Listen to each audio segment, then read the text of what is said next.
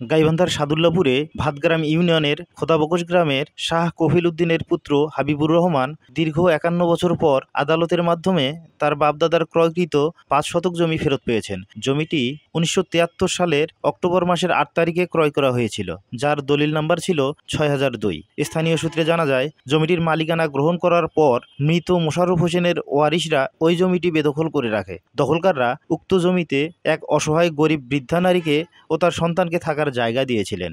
রবিবার 18 নভেম্বর বিজ্ঞ আদালতের আদেশ অনুযায়ী পুলিশ প্রশাসনের উপস্থিতিতে উক্ত জমি বেদখল মুক্ত হয়। দখল দেওয়া হলো। আজ থেকে জমি মালিক হাবিবুর রহমান। আপনারা আর আপনারা বেশি করবেন, তাহলে আইনের পেছে পড়ে গেলে কিন্তু আপনাদের ক্ষতি হবে।